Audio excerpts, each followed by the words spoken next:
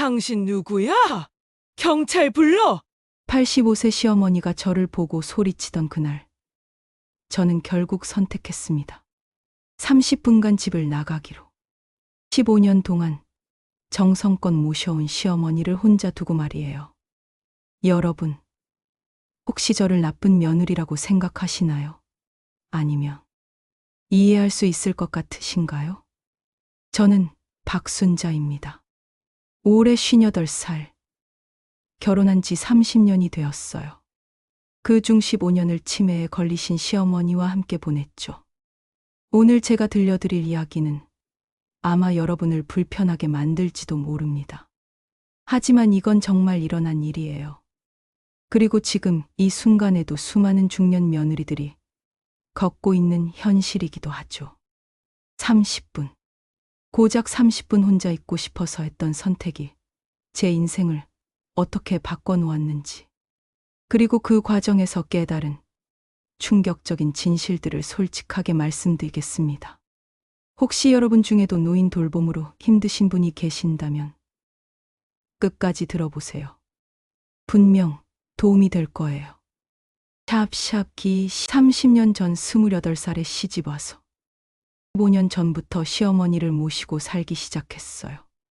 처음엔 그래도 시어머니가 건강하셨고 오히려 저보다 더 부지런하셔서 집안일도 많이 도와주셨거든요. 순자야, 이 김치는 이렇게 담가야 제맛이 나는 거야. 우리 영호 좋아하는 북어국은 이런 식으로 끓여야 해. 그때는 시어머니께서 저한테 요리도 가르쳐 주시고 손자 손녀들 봐주시느라 오히려 제가 더 편했죠. 아이들 둘 다 대학 보내고 직장 다니면서도 시어머니가 계셔서 든든했어요. 그런데 시어머니가 70을 넘기시면서 조금씩 달라지기 시작하셨어요. 건강도 나빠지시고 성격도 예전과는 많이 달라지셨죠. 처음엔 무릎이 아프다고 하시더니 나중에는 당뇨에 고혈압까지. 병원 다니는 것도 일이었어요. 내과, 정형외과, 안과. 일주일에 서너 번은 병원에 모시고 가야 했죠.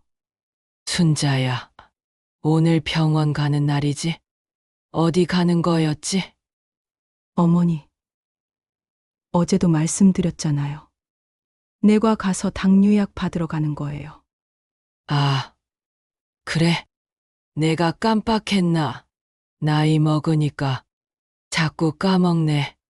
80이 넘어가시면서는 깜빡깜빡 하시는 일이 많아졌어요. 같은 말씀을 하루에도 서너 번씩 하시고 제가 누군지 헷갈려 하시는 날도 생겼죠.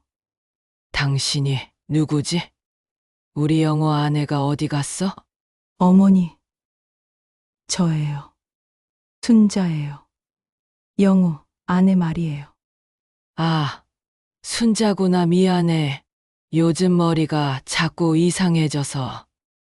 그럴 때면 정말 마음이 아팠어요. 시어머니도 답답하실 텐데 저 역시 어떻게 해드려야 할지 막막했거든요. 더 힘든 건 시어머니가 밤낮이 바뀌기 시작하신 거였어요. 밤에는 잠을 못 주무시고 돌아다니시고 낮에는 졸음을 쏟아지게 주무시는 거예요. 순자야, 순자야, 어디 있어? 새벽 2, 3시에 시어머니가 저를 부르시는 소리에 잠에서 깨는 일이 점점 잦아졌어요. 왜 그러세요, 어머니? 화장실이 어디에 있지? 집이 어떻게 이렇게 변했어? 30년 넘게 사신 집인데도 가끔 길을 잃으시는 거예요. 밤마다 이런 일이 반복되니까 저도 제대로 잠을 잘 수가 없었죠. 어떤 날은 새벽에 일어나셔서 옷을 다 차려입고 나가시려고 하시는 거예요. 어머니, 어디 가세요? 아직 새벽이에요. 새벽이 아니야. 해가 떴잖아. 시장에 가야 해. 어머니, 아직 밤이에요. 시계 보세요. 새벽 3시예요. 시계가 고장 났나? 분명히 낮인데. 그러면서 현관문을 열려고 하시니까 제가 막아서야 했어요. 혹시라도 밤에 나가시면 큰일이거든요. 더 힘든 건 시어머니가 저를 딸로 착각하기 시작하신 거였어요. 영수가 엄마가 어디 있는지 아니? 엄마를 못 찾겠어. 어머니, 저는 순자예요. 며느리 순자 말이에요. 며느리? 며느리 누구야? 나는 며느리 같은 거 없어. 그런 날이면 정말 마음이 아팠어요. 15년 동안 정성껏 모셔온 시어머니가 저를 전혀 모르신다니. 시어머니 친구분들이 가끔 안부 전화를 하실 때도 마음이 복잡했어요. 순자야, 우리 어머니 어떠셔? 요즘 많이 안 좋으세요. 기억도 가물가물하시고 그래. 우리도 나이가 드니까 다들 그런 것 같아 힘들겠구나. 네. 조금 힘들긴 해요. 하지만 정작 얼마나 힘든지는 말할 수가 없었어요. 하루 종일 시어머니 뒤따라 다니면서 안전사고 안 나게 하고 밤에도 제대로 잠 못 자고 그런 걸 어떻게 다 설명할 수 있겠어요. 아침엔 아침대로 또 다른 전쟁이었어요. 이 밥은 뭐야? 어제 먹던 거랑 다르네. 내가 좋아하는 밥은 어디 갔어? 어머니, 어제랑 똑같은 밥이에요. 항상 드시던 흰쌀밥 말이에요. 아니야. 이건 내가 좋아하는 맛이 아니야. 다시 해줘. 그럴 때마다 새로 지어드려야 했어요. 똑같은 쌀, 똑같은 방식으로 지은 밥인데도 계속 다르다고 하시는 거예요. 반찬도 마찬가지였어요. 어제는 맛있다고 하시던 나물을 오늘은 짜다고 하시고, 평소에 좋아하시던 된장국을 갑자기 싫어하시기도 하고요. 이 김치는 누가 담근 거야? 맛이 이상해. 어머니가 저한테 가르쳐 주신 대로 담근 김치예요. 내가 언제 이런 식으로 가르쳐 줬다고?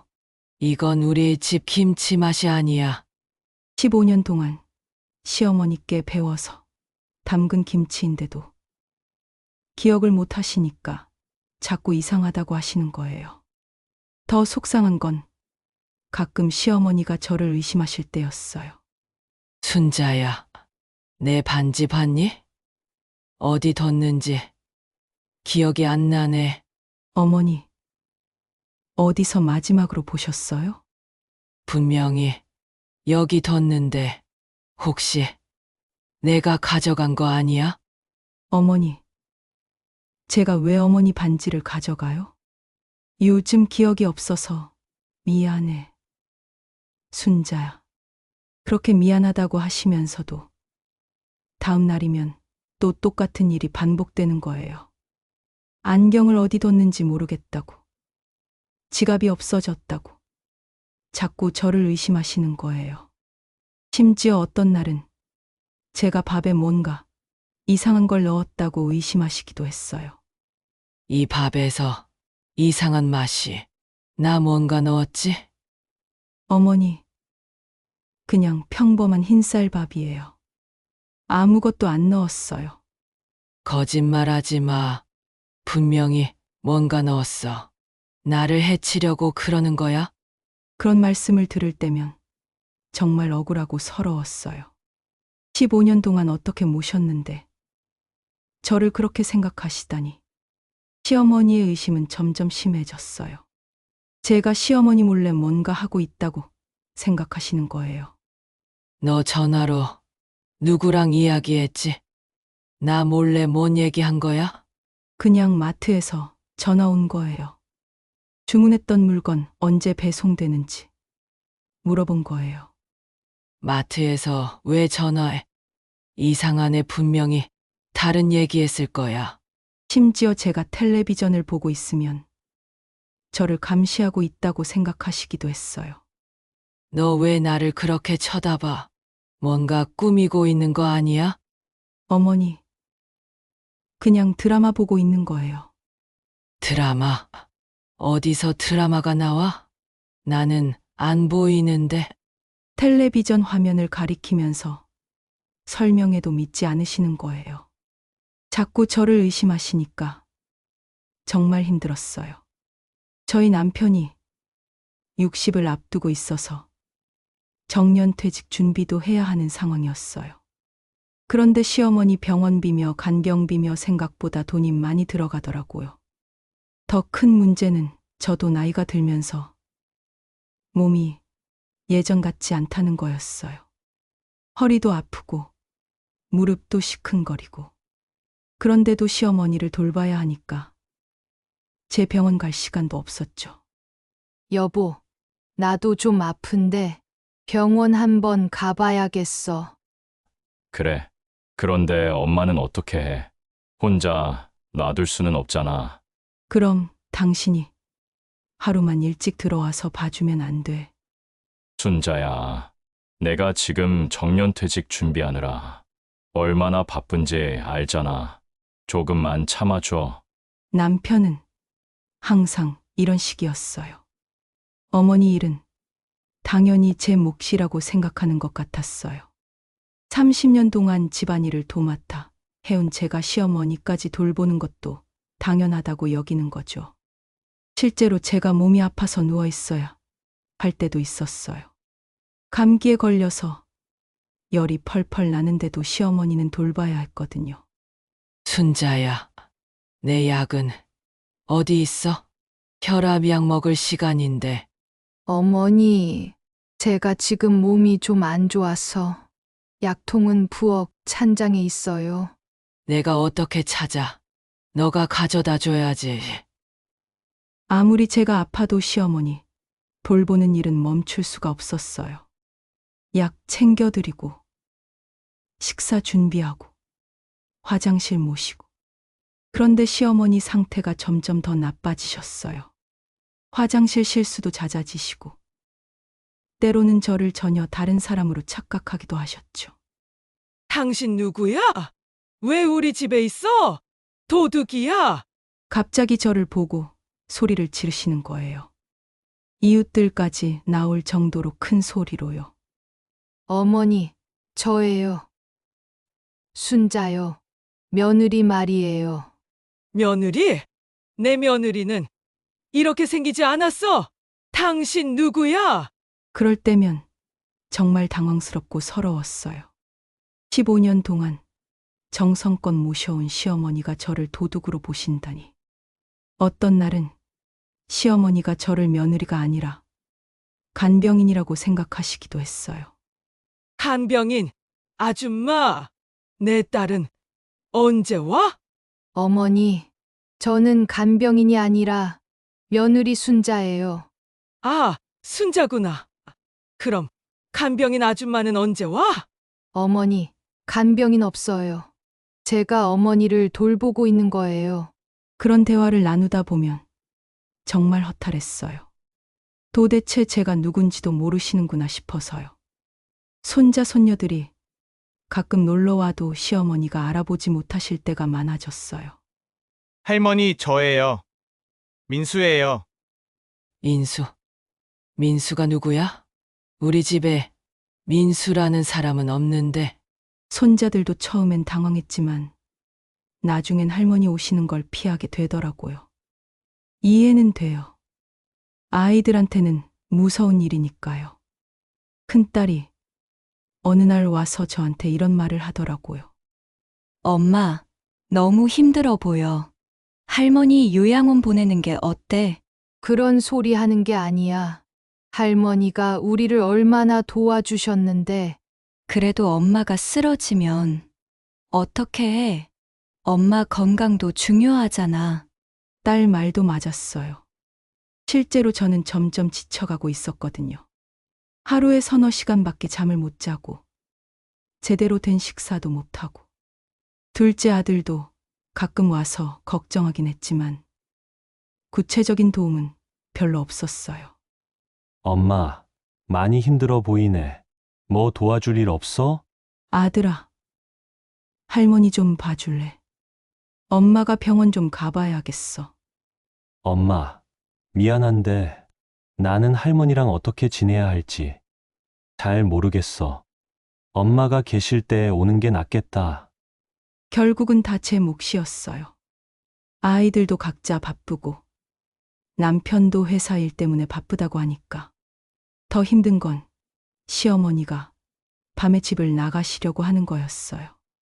나는 집에 가야 해. 여기는 내 집이 아니야. 어머니, 여기가 어머니 집이에요. 30년 넘게 사신 집 말이에요. 아니야. 내 집은 시골에 있어. 부모님이 기다리고 계셔. 시어머니 부모님은 벌써 돌아가신 지 20년이 넘었는데도 자꾸 돌아가시겠다고 하시는 거예요.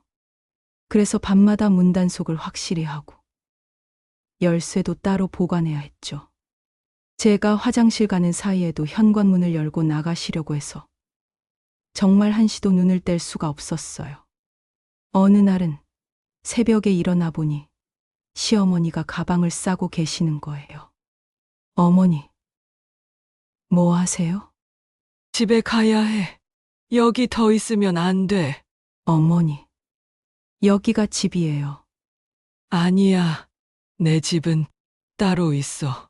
엄마, 아빠가 기다리고 있어. 그러면서 옛날 사진들을 가방에 넣고 계신 거예요. 돌아가신 시아버지, 시할머니 사진들을 보면서 곧 갈게라고 혼잣말 하시고 그런 모습을 보면 정말 마음이 아팠어요. 시어머니도 혼란스럽고 답답하실 텐데 저는 뭘 어떻게 해드려야 할지 모르겠더라고요. 그런데 시어머니 상태가 점점 더 나빠지셨어요. 화장실 실수도 잦아지시고 때로는 저를 전혀 다른 사람으로 착각하기도 하셨죠. 당신 누구야? 왜 우리 집에 있어? 도둑이야. 갑자기 저를 보고 소리를 지르시는 거예요. 이웃들까지 나올 정도로 큰 소리로요. 어머니, 저예요. 순자요. 며느리 말이에요. 며느리? 내 며느리는 이렇게 생기지 않았어. 당신 누구야? 그럴 때면 정말 당황스럽고 서러웠어요. 15년 동안 정성껏 모셔온 시어머니가 저를 도둑으로 보신다니. 제가 화장실 가는 사이에도 현관문을 열고 나가시려고 해서 정말 한시도 눈을 뗄 수가 없었어요. 낮에는 낮대로 문제였어요. 가스레인지를 켜놓고 깜빡하신다거나 세탁기에 이상한 걸 넣으신다거나 집안이 온통 전쟁터 같았죠. 어머니, 가스불 끄셨어요? 가스불? 언제 켰지? 내가 뭘 요리했지? 아까 라면 끓이시다가 그냥 나가셨잖아요. 그래? 기억이 안 나네. 미안해. 순자야. 매번 미안하다고 하시지만 하루에도 몇 번씩 이런 일이 반복되니까 저도 신경이 날카로워지기 시작했어요. 제 친구들이 가끔 만나자고 해도 나갈 수가 없었어요. 시어머니를 혼자 둘 수 없으니까요. 순자야, 우리 오랜만에 찜질방이라도 갈까? 미안해. 시어머니 때문에 못 나가겠어. 남편한테 부탁하면 안 돼?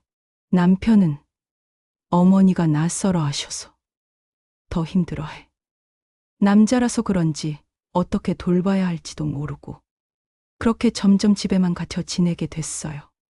가끔 동네 마트 가는 것도 시어머니 데리고 가야 했는데 그것도 쉽지 않았어요. 갑자기 어디로 가실지 모르거든요. 건강검진도 몇 년째 못 받았어요. 제가 병원 갈 시간에 시어머니를 어디 맡길 데가 없었거든요. 요양원은 시어머니가 싫어하시고 데이케어 센터도 적응을 못 하셨어요. 나는 집에 있을 거야. 왜 자꾸 어디 보내려고 해? 어머니, 거기서 친구들도 만나시고 재밌게 지내실 수 있어요. 내 친구들은 다 여기 있어. 왜 낯선 데 가야 해? 그런데 정작 시어머니가 말씀하시는 친구분들은 이미 다 돌아가시거나 멀리 이사 가신 분들이었어요. 어느 날 남편이 회사 워크샵으로 1박 2일 출장을 가게 됐어요. 혼자서 시어머니를 돌봐야 하는 상황이었죠. 여보, 꼭 가야 해. 어머니를 혼자 어떻게 봐? 순자야, 이건 정년퇴직 전에 꼭 참석해야 하는 거야. 미안하지만 하루만 부탁해. 하루만이라고. 밤에 어머니가 돌아다니시면 어떻게 해? 괜찮을 거야. 평소보다 수면제를 조금 더 드리면 되잖아. 남편은 그렇게 말하고 출장을 떠났어요. 정말 막막했죠. 첫날 밤은 그나마 무사히 넘어갔어요. 시어머니가 일찍 주무셔서 다행이었죠. 그런데 둘째 날이 문제였어요. 아침부터 시어머니가 평소보다 더 혼란스러워 하셨어요. 영호는 어디 갔어? 왜 안 보여? 출장 갔다고 어제도 말씀드렸잖아요. 내일 저녁에 들어와요. 출장. 영호가 언제부터 출장을 다녀? 이상하네. 어머니, 영호 아버지 일하러 가신 거예요. 시어머니가 남편을 아버지로 착각하기 시작하시는 거예요. 그러면서 저를 며느리가 아니라 딸로 보시는 거죠. 영수가 아빠가 언제 들어오신다고 했지? 제 이름이 순자인데 영숙이라고 부르시는 거예요. 아마 신우이 이름인 것 같았어요. 점심 준비를 하는데 갑자기 시어머니가 현관문을 열고 나가시려고 하는 거예요. 어머니, 어디 가세요? 장 보러 가야지. 영호, 아빠 올 시간인데 반찬이 없잖아. 어머니, 장은 제가 다 받았어요. 들어오세요. 당신이 뭔데? 나한테 명령해? 나는 이 집 안주인이야. 그때부터 시어머니가 저를 낯선 사람으로 보기 시작하셨어요. 평소보다 훨씬 심했어요. 오후에는 더 심해졌어요. 화장실을 못 찾겠다고 하시면서 방 안에서 실수를 하셨어요. 이불과 옷을 다 갈아입히고 청소를 하는데 2시간이 걸렸어요. 그런데 그 와중에도 시어머니는 계속 집을 나가시겠다고 하시는 거예요. 나는 집에 가야 해. 여기가 내 집이 아니야. 어머니, 여기가 어머니 집이에요. 30년 넘게 사신 집이라고요. 거짓말하지 마. 내 집은 시골에 있어. 시어머니가 문을 발로 차시고 소리를 지르시니까 이웃들까지 뭔 일인지 나와서 보는 거예요. 정말 창피하고 힘들었어요. 저녁 무렵 정말 한계에 다다랐어요. 하루 종일 시어머니와 씨름하느라 지쳐 있는데 갑자기 시어머니가 또 나가시겠다고 하시는 거예요. 어머니, 제발 조금만 기다려봐요. 영호가 곧 들어와요. 영호가 누구야? 나는 모르는 사람이야. 어머니, 아들이라고요. 내 아들은 아직 어려. 학교에 가 있어. 그 순간 정말 답답하고 숨이 막히는 느낌이었어요. 30년 동안 이런 감정을 느껴본 적이 없었는데 그날은 정말 한계였어요. 어머니, 저 잠깐 동네 한 바퀴만 돌고 올게요. 집에서 기다리고 계세요. 나도 같이 갈래. 어머니는 집에서 쉬세요. 금방 올게요. 그렇게 말하고 집을 나섰어요. 사실 그냥 도망치고 싶었거든요. 30분만, 정말 30분만 혼자 있고 싶었어요. 동네 공원에 가서 벤치에 앉았어요. 58년 살면서 이렇게 혼자 있는 시간이 이렇게 소중한 줄 몰랐어요. 공원 벤치에서 30분 동안 정말 많은 생각을 했어요. 나는 언제부터 이렇게 살았지? 남편도, 시어머니도, 자식들도 모두 중요한데. 정작 나는 언제 생각해 봤지? 결혼하고 30년 동안 줄곧 누군가를 위해 살았던 것 같았어요. 아이들 키울 때는 아이들을 위해, 이제는 시어머니를 위해.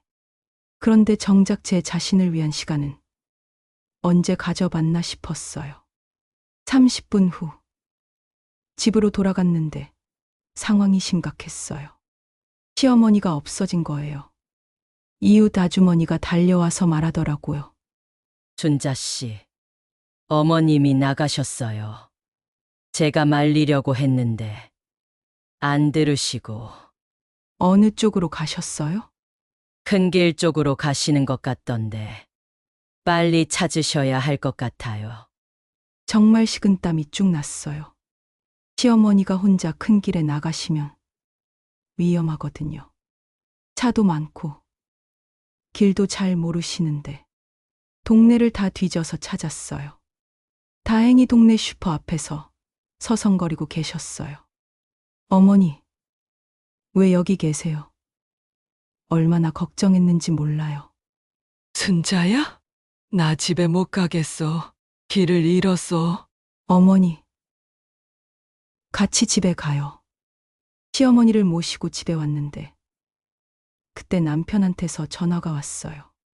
순자야, 나 지금 들어가는 길이야. 엄마는 어떠셔? 여보, 큰일 날 뻔했어. 어머니가 집을 나가셨다가 전화로 상황을 설명했는데 남편 반응이 예상과 달랐어요. 뭐, 엄마를 혼자 두고 나갔다고? 순자야, 어떻게 그럴 수가 있어? 여보, 나도 사람이야. 30분만 혼자 있고 싶어서. 엄마가 치매가 있으신데 어떻게 혼자 둬? 큰일 날 뻔했잖아. 남편은 제 사정은 들으려 하지도 않고 무조건 제 잘못이라고만 하는 거예요. 그날 밤 남편이 집에 와서도 계속 저를 나무랐어요. 순자야, 엄마가 얼마나 무서우셨겠어? 어떻게 그럴 수가 있냐? 30년 동안 얼마나 고생했는지 당신은 몰라. 나도 한계가 있다고. 그래도 엄마를 혼자 둘 수는 없는 거 아니야? 앞으로 이런 일 없게 해줘. 그 순간 정말 서러웠어요. 30년 동안 집안일 도맡아 하고 15년 동안 시어머니 정성껏 모셨는데 30분 혼자 있었다고 이런 취급을 받는구나 싶었어요. 하지만 그 일을 계기로 저는 중요한 것을 깨달았어요. 저도 사람이라는 것을요. 저도 쉴 권리가, 혼자 있을 권리가 있다는 것을 말이에요. 그 일 이후로 저는 용기를 내서 남편과 진지하게 이야기했어요. 여보, 나도 한계가 있어. 어머니 돌보는 것도 중요하지만 내 건강도 챙겨야 해. 무슨 소리야? 엄마가 우선이지. 30년 동안 이 집을 위해 살았어. 이제는 나도 좀 생각해야 하지 않겠어. 처음엔 남편이 이해를 못했어요. 하지만 제가 계속 설득했죠. 데이케어 센터라도 보내자.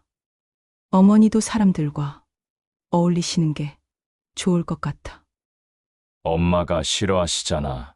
처음엔 그럴 수 있지만 적응하시면 더 좋아하실 거야. 결국 시어머니를 주간 데이케어 센터에 모시게 됐어요. 처음엔 정말 힘들었지만 한 달쯤 지나니까 시어머니도 적응하시더라고요. 오늘 센터에서 뭐 하셨어요? 노래도 부르고 친구들이랑 이야기도 했어. 재미있었어. 다행이네요. 내일도 가실 거예요. 응. 내일도 갈래? 시어머니가 주간에 센터에 계시는 동안 저는 처음으로 제 시간을 가질 수 있었어요. 병원도 가고 친구들도 만나고 가끔은 그냥 혼자 조용히 있는 시간도 가졌어요. 무엇보다 중요한 건 남편도 조금씩 변하기 시작했다는 거예요. 순자야, 미안해. 내가 너무 당연하게 생각했나 보다. 30년 동안 고생 많았어. 이제는 내가 더 도와야겠어. 주말에는 남편이 시어머니를 돌보고 저는 쉴 수 있는 시간을 갖게 됐어요. 공원에서의 그 30분은 제 인생에서 가장 큰 실수이자 동시에 가장 중요한 전환점이었어요. 그 일이 없었다면 저는 아직도 제 자신을 잃고 살았을지도 모르거든요. 물론 시어머니께 심려를 끼쳐드린 것은 정말 죄송해요. 치매 증상이 있으신 분을 혼자 두고 나간 건 분명 제 잘못이었죠. 더 좋은 방법이 있었을 텐데 그때는 너무 힘들어서 제대로 판단하지 못했어요.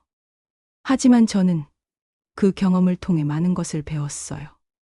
가족을 위한다고 해서 자신을 무시하면 안 된다는 것을, 나이가 들어도 자신의 삶은 소중하다는 것을, 그리고 도움을 요청하는 것이 부끄러운 일이 아니라는 것을요. 지금 저와 같은 상황에 계신 분들이 많으실 거예요. 노부모 모시면서, 손자녀 봐주면서, 자신의 건강까지 챙겨야 하는 50대, 60대 분들 말이에요. 그런 분들께 꼭 말씀드리고 싶어요. 혼자 다 감당하려고 하지 마세요. 데이케어 센터, 요양보호사, 가족들의 도움, 쓸 수 있는 도움은 다 써보세요. 그리고 무엇보다 자기 자신도 소중히 여기세요. 우리도 사람이에요. 쉴 권리가 있고 아플 권리도 있어요. 제가 이제는 매주 수요일 오후를 제 시간으로 정해뒀어요. 친구들과 만나기도 하고 혼자 영화 보러 가기도 하고 가끔은 그냥 공원에서 책을 읽기도 해요. 처음엔 남편이 엄마는 어떻게 해? 라고 했지만 이제는 인정해줘요. 순자도 좀 쉬어야지. 내가 엄마 볼게. 그런 말을 들을 때면 정말 고맙고 감사해요. 저는 아직도 완벽한 며느리도 완벽한 아내도 아니에요. 가끔 짜증도 내고 힘들어하기도 해요. 시어머니가 저를 못 알아보실 때면 서럽기도 하고요. 하지만 이제는 그런 제 모습도 받아들일 수 있어요. 그리고 가족들도 조금씩 그런 저를 이해해주기 시작했어요. 완벽한 가족은 없어요. 하지만 서로를 이해하려고 노력하는 가족은 만들 수 있어요. 서로의 한계를 인정하고 서로의 노력을 알아주는 가족 말이에요. 그리고 그 시작은 바로 자기 자신을 사랑하는 것부터입니다. 자기 자신을 소중히 여기지 않는 사람이 어떻게 다른 사람을 진정으로 사랑할 수 있겠어요? 자기 마음을 돌보지 않는 사람이 어떻게 다른 사람의 마음을 헤아릴 수 있겠어요? 저는 이제 매일 거울을 보며 저 자신에게 말해요. 순자야, 오늘도 고생 많았어. 너는 충분히 잘하고 있어. 30년 동안 정말 수고 많았다. 그렇게 저 자신을 격려하고 사랑하기 시작하니까 다른 사람들도 저를 더 이해해 주는 것 같아요. 지금 저와 같은 상황에 계신 분들, 노인 돌봄으로 힘드신 분들, 가족들 뒷바라지하느라 자신을 잃고 사시는 분들, 모두 힘내시기 바라요. 우리 나이에도 꿈꿀 권리가 있어요. 행복할 권리가 있어요. 가끔은 혼자 있을 권리도 있고요. 부끄러워하지 마시고 도움이 필요하면 도움을 요청하세요. 가족들과 솔직하게 이야기해 보세요.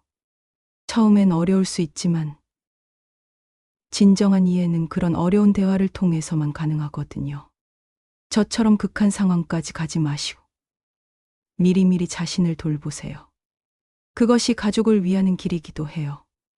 건강한 엄마, 건강한 아내, 건강한 며느리가 되어야 가족들도 더 행복할 수 있어요. 제 이야기가 누군가에게는 작은 위로가 되기를, 그리고 용기가 되기를 바랍니다. 힘든 상황에 있는 분들이 포기하지 말고 더 나은 관계를 만들어 나가시기를 바래요. 그리고 무엇보다 여러분 자신을 사랑하세요. 여러분은 그럴 자격이 충분한 소중한 사람이니까요. 감사합니다.